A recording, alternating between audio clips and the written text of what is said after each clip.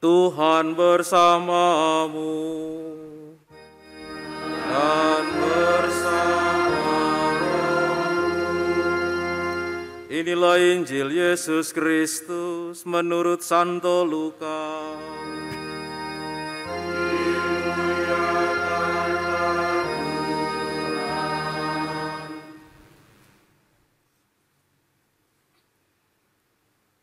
Dalam perjalanan ke Yerusalem, Yesus dan murid-muridnya tiba di sebuah desa.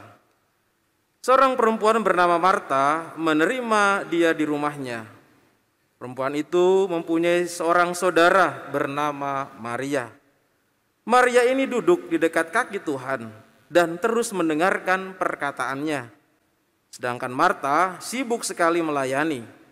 Ia mendekati Yesus dan berkata, "Tuhan, tidakkah engkau peduli bahwa saudariku membiarkan aku melayani seorang diri? Suruhlah dia membantu aku." Tetapi Tuhan menjawabnya, "Marta, Marta, engkau khawatir dan menyusahkan diri dengan banyak hal, tetapi hanya satu saja yang perlu. Maria telah memilih bagian terbaik yang tidak akan diambil dari dia." Berbahagialah orang yang mendengarkan sabda Tuhan dan tekun melaksanakannya.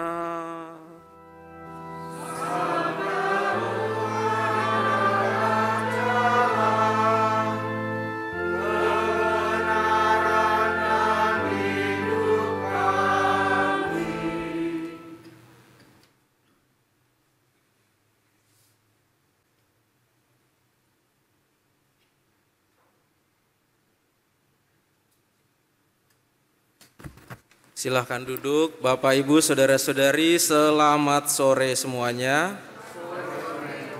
Gimana kabarnya, baik? Luar biasa. Saudara-saudari, hari ini kita diajak untuk merenungkan sebuah kisah Injil yang sangat singkat. Marta, Marta, engkau khawatir dan menyusahkan diri dengan banyak hal. Ada yang namanya Marta di sini, angkat tangan? Gak ada? Ya, syukurlah. Jadi nggak ada yang disebut dalam Injil ini ya. Saudara-saudari, Marta khawatir dan menyusahkan diri dengan banyak hal. Apa maksudnya? Siapa dari kita yang tidak pernah khawatir? Pasti semuanya mengalami kekhawatiran. Dan ingat, kekhawatiran itu memang musuh utama dari orang beriman. Tetapi kekhawatiran itu terus ada ya.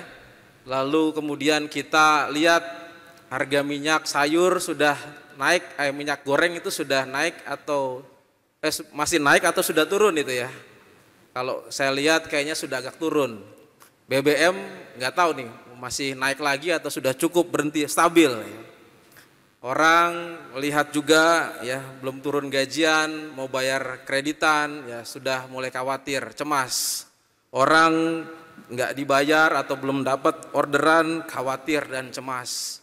Segala sesuatu, 1000 alasan kita bisa mengalami kekhawatiran dan kecemasan. Apa sih alasan yang membuat kita tidak khawatir dan cemas? Nampaknya susah sekali ya. Nah, hari ini kita coba untuk melihat dalam teks ini, apa sih alasan supaya kita tidak khawatir dan cemas? Karena semua orang itu bisa punya 1000 alasan untuk bisa khawatir ya. Dengan berbagai macam alasan yang tadi sudah saya sebutkan, dan saudara-saudari pasti punya kekhawatiran dan kecemasannya masing-masing. Saudara-saudari, saya mau bertanya kepada Bapak Ibu saudara-saudari semuanya. Kalau Bapak Ibu saudara-saudari ini ada yang datang berdua dengan suami atau istrinya, saya mau bertanya kepada bapak-bapak semua. Bapak-bapak, halo? Bapak-bapak, saya mau tanya, bapak-bapak percaya sama istrinya? Percaya. Ibu-ibu percaya sama bapaknya? Percaya ya. Bapak-bapak percaya kalau ibu-ibu itu di rumah itu mengerjakan tugasnya dengan baik, tidak main tiktokan, anak-anak diurus dengan baik dan semuanya pokoknya sempurna sekali. Percaya? Waduh, percaya enggak? Percaya ya. Ibu-ibu percaya sama suaminya, bapaknya bekerja dengan baik ya, bekerja dengan keras ya, dan memberikan segalanya untuk keluarga. Percaya? Nah, itu masih kurang. Percaya apa enggak nih? Percaya ya, karena setiap bulan pasti keluar uang bulanannya kan. Percaya saja lah ya. Saudara-saudari, Bapak Ibu, saudara yang kita lihat pada hari ini adalah bahwa kalau orang khawatir itu lawannya adalah percaya. Ya. Mungkin saudara-saudari mengkhawatirkan suaminya atau mengkhawatirkan istrinya, mengkhawatirkan anaknya, mengkhawatirkan segala sesuatu. Lawan khawatir adalah percaya. Segala sesuatu yang sifatnya percaya itu punya satu kata kunci. Apa kata kuncinya dari percaya? Apa kata kunci dari percaya? Kata kunci dari percaya adalah mengenal.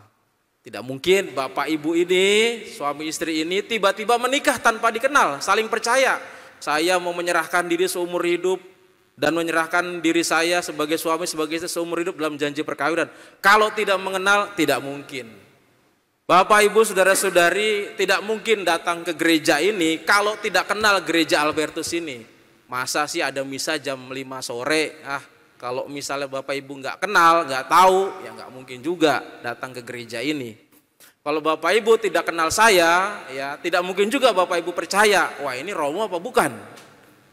Kenal, itu adalah satu hal yang sangat penting sekali. Nah, Bapak Ibu saudara-saudari, suatu ketika ada sirkus.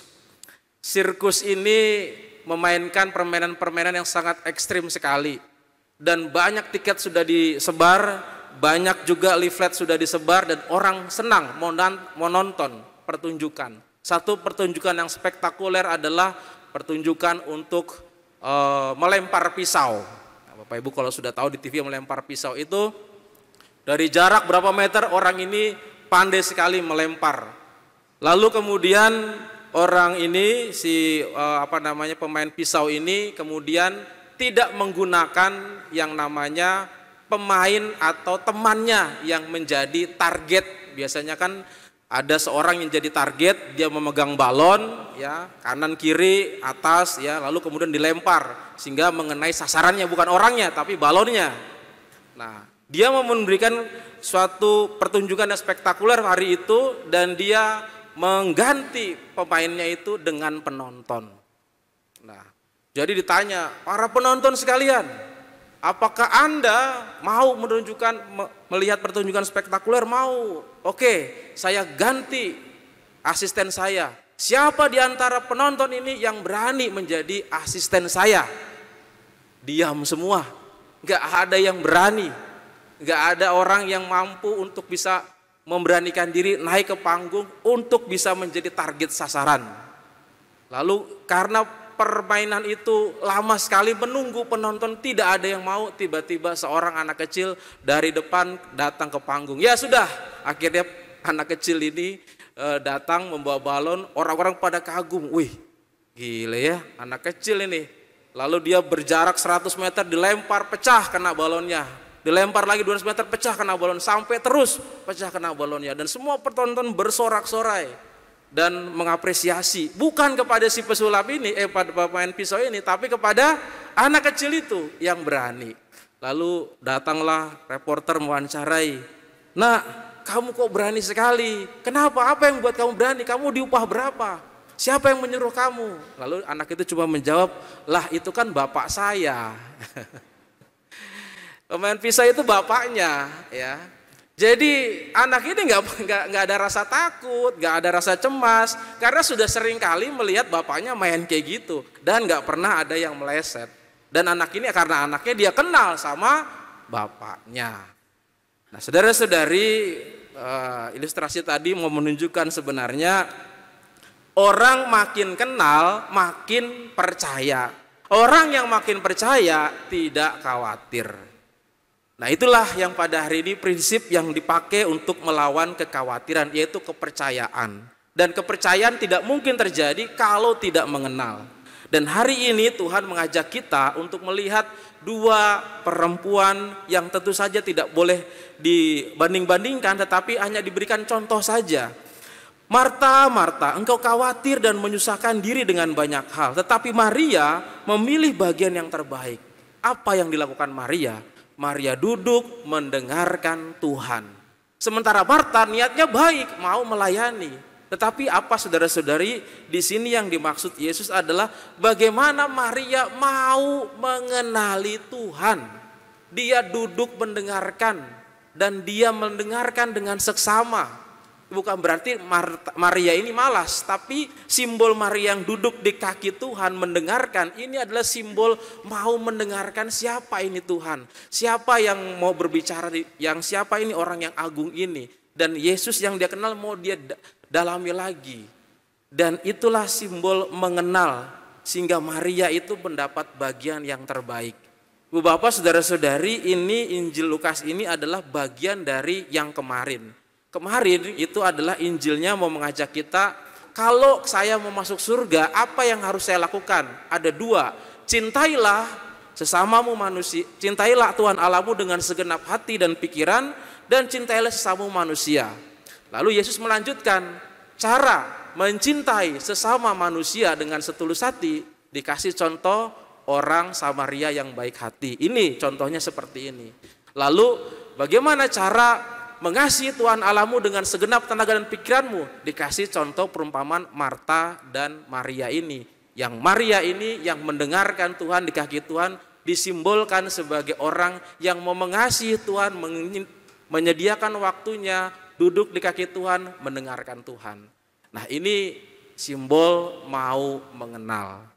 Dan tentu saja orang yang mau mengenal, mau melihat Tuhan lebih jauh lagi, ini melewati tahapan-tahapan. Orang tahapannya itu pertama mungkin, kalau orang mengenal, orang tahu, saudara-saudari tahu kalau anak kecil ya, anak kecil kalau pertama kali mengenali orang tuanya, mengenali papa mamanya, ini siapa? Papa. Ulangi, papa. Ini siapa? Mama. Taunya papa dan mama saja. Tetapi lama-lama kemudian ketika papa mamanya itu ada di dapur, anaknya ada di dalam ruang tamu, bersuara, oh ini suara papa saya, ini suara mama saya. Kenapa? Karena sudah mengenal. Dan lebih jauh lagi, bukan hanya suaranya yang tahu ini siapa orangnya, tapi tahu karakternya. Kira-kira seperti itu. Tahapan pertama diambil Maria, yaitu tahapan untuk mengenal supaya percaya dan tahu siapa Tuhan. Sehingga dia tahu juga kalau Tuhan yang seperti itu, maka orang diajak untuk tidak khawatir. Kekhawatiran yang dibuat di sini adalah kok seolah-olah kamu tidak mengenal saya, Marta, tidak mengenal Tuhan Yesus. Jadi kekhawatiran yang terjadi pada kita, kecemasan yang terjadi pada kita, seolah-olah kita ditanya, apakah kita mengenal Tuhan yang selalu membantu kita, yang selalu datang pada kita, yang selalu ingin menolong apa yang menjadi masalah kita. Apakah kita tidak mengenal Dia? Nah, jadi kita penuh dengan kekhawatiran. Bacaan pertama sangat luar biasa karena kita diingatkan dengan persoalan kekhawatiran Abraham tidak mendapatkan anak. Itu adalah hal yang sangat luar biasa yang diidam-idamkan sama Abraham. Tapi apa yang terjadi? Abraham membuka dirinya, mempersilahkan tamunya masuk, Tuhan masuk untuk mengenal lebih dalam lagi. Sudah mengenal lebih dalam, maka muncul kepercayaan dan Tuhan mengatakan, nanti tahun depan saya datang lagi, pasti kamu sudah punya anak. Saudara-saudari, ini luar biasa. Maka kecemasan dan kekhawatiran bisa dilawan dengan kepercayaan. Kepercayaan kepada Tuhan bisa dilakukan dengan mengenal Tuhan lebih dalam lagi. Bagaimana mengenal Tuhan? Maria mengambil bagian yang tepat. Dia mendengarkan Tuhan. Bagaimana kita mendengarkan Tuhan? Hari ini sabdanya sudah kita dengarkan. Besok Bapak Ibu baca kitab suci. Besok lagi buka kitab suci lagi. Besok lagi renungkan dan resapkan. Itulah mengenal Tuhan. Tuhan yang tidak mungkin membiarkan kita berada dalam kesulitan dan berada dalam kesusahan. Tapi Tuhan yang selalu menjaga kita. Amin. Tuhan memberkati kita semua.